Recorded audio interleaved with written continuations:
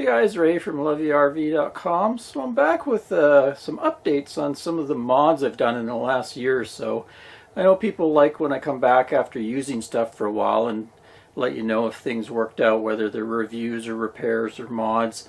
I'll put links in the description of the video and on the blog post to other update videos I've done. Anyway, this time I have 9 mods I've done, and we're going to start with this kitchen sink. So last summer I tore out the old white plastic sink that came OEM with the Cougar, and I bought myself a nice stainless sink. It's a dual stainless. So let me move this cutting board over. This was another thing I got for it, was a nice bamboo cutting board, nice thick cutting board. So you can see it's a dual sink. It's got a shorter, shallower sink here. And what I do is mainly we use this sink all the time. I just have the cutting board pulled over there. So this is our main sink, and I'll do all the dishes in here. When I'm doing the dishes, then I'll put the dishes here. Once I rinse them, I'll put them in here and then dry them and put them on here and then put things away. So I'm the main chief cook and bottle washer here, so I really appreciate this sink. It's a nice stainless sink, and I like that this side is nice and big and deep. I can do pots and pans very easy, and all my like barbecue grates and stuff being stainless. I'm not scratching up plastic sinks or anything like that. Cleans up really nice. And then this makes a nice surface to do a prep work on. And like I said, she has a salad every day, so she likes to be able to cut up her salad and have a sink over there as well. So that's turned out really well. What prompted me to do that was when I was doing some reviews for LYRV. They sent out this faucet to review, and overall it's been good. But I have to say one thing about it that's a negative was the end piece. This is nice metal.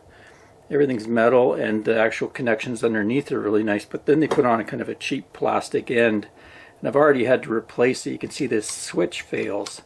It's a cheap plastic switch, and this is the second one I've gone through. They're pretty cheap ends. I'm gonna have to find a really nice end, actually. Maybe if I can find a metal end, but I have to. Actually, I told LYRV that this thing comes with a very cheap end, and I'm having problems with it. Anyway, that was one mod that I really liked, and it's worked out really good. At the time, the sink was smaller than the hole, and I put around a surround to see this white. It's just like a PVC trim piece that I got at Home Depot and cut it. So I put it around, and then I siliconed all around it, and it's been fine. No leaks or anything. It actually looks pretty good, so I'll probably just leave it. This bamboo cutting board I bought, I put my own handle on it, and when we travel I don't leave it on the counter at all. What I do is I take it and I go into the bedroom, and I kind of slide it underneath the mattress so it won't go anywhere. And at the bottom, so that everything was level, I just sticked on some kind of like furniture pads just to catch the right level for it. But it's worked out really nice. Nice improvement to our kitchen. And also in the kitchen, down below the stove here, I installed a digital readout that shows the voltage and the amperage coming into the rig. So you can see right now, I just did the dishes, so I have 17.8 amps. That's because the water heater is running right now, 113 volts. The main reason for this was in the winter. We're only on a 30 amp hookup here, so we didn't blow fuses or anything. We could have just a quick look, especially Anne. She can have a look at this and then decide whether to use the microwave or not. So in the summer you can see if we're pulling, say, 18 amps, and then we also have the air conditioning, we might be pulling about 25, 26 amps. So if we go to hit the microwave, we'll blow a breaker. But by looking a quick glance at this, it's just below the stove here, we can tell if we're getting close to our full amperage of 30 amps and whether we need to turn something off so that we don't blow a breaker. And it's worked really well. Good visibility and everything, no problem there. A couple more mods in the bedroom.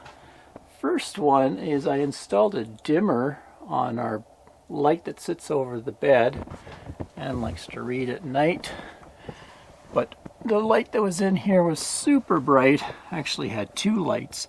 I took one out, But I also installed this dimmer.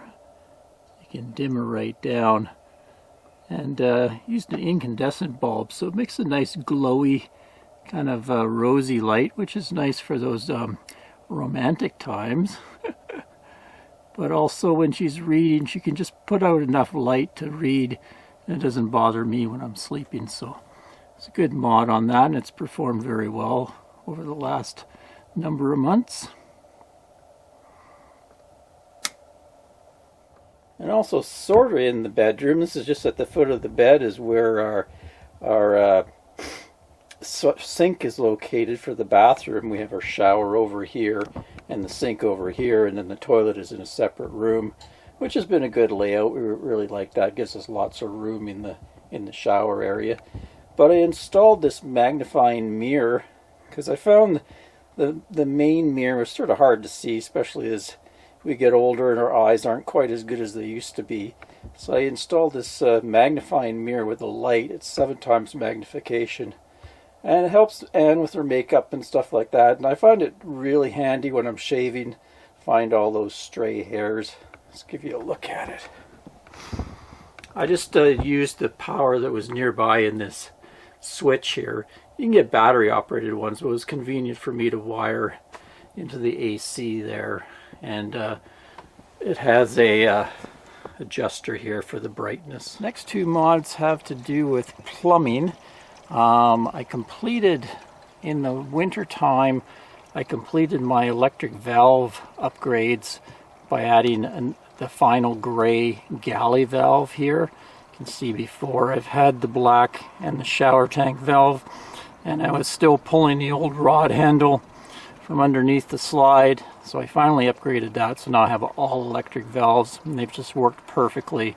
So now when I need to dump the tanks, I just come over here, hit a button, opens the valve, and I can dump all the tanks and close them. And then I had replaced this city water input. It had started to leak. I replaced it. And then on the other side, go in here, you can see this stainless braided line here. That was the OEM was a vinyl line, and it over the years had swelled, and I was getting a leak at one of the connections. So I replaced it with a braided line, and then I also replaced the connectors with what they call shark bite connectors. And at the time I asked people, what do you think of these shark bite? I kind of got mixed results. Most people said they were fine. They had used them for years and no problems. Other people had said they had problems leaking, but so far so good. Went through the whole winter time, no problems. They're very easy to install, a lot easier than the plastic ones that the OEM had put in there. I think they're called flare-it connectors. Anyway, I just wanted to update you on that. There's been no leaks and it's worked fine. A couple more outside mods here. I had installed an extra awning switch because the manual switch inside the rig was getting a little sluggish. I think it's because of the wiring in the rig and the connectors they have. Was lowering the voltage finally to the awning, and I found it was kind of sluggish going in and out. So I decided to put a switch here in one of my storage bays very close to my batteries or on the other side of the wall. So it would be a very short run, and that really sped up the motor and made it work a lot better. And also I can open and close the awning from the outside. What spurred me on is I was putting in a awning light that Lippert had sent me. So on the other side over here I actually have a switch as well to turn the light on and off. And here I put in a box because I was afraid that something in my storage compartment would shift and accidentally hit the switch. If it hit the out, I'd be going down the road with my awning going out.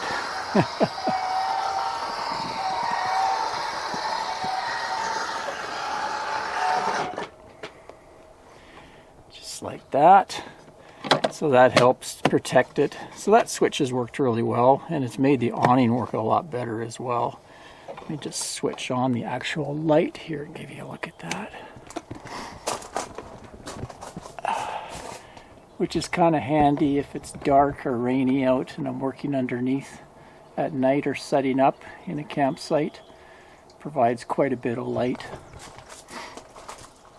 I found at this end though, it would come loose from its track and the thing could come out. So what I did is I just added some silicone rubber to the ends just to keep the ends from coming out, because once that end pops out, the whole thing can kind of come out of its track, I found. Especially because they sent it all rolled up in a big coil, so it wanted to maintain that shape. Now that it's been there for a while, it's probably fine, but I've had that all winter, both those, and they've been no problem at all.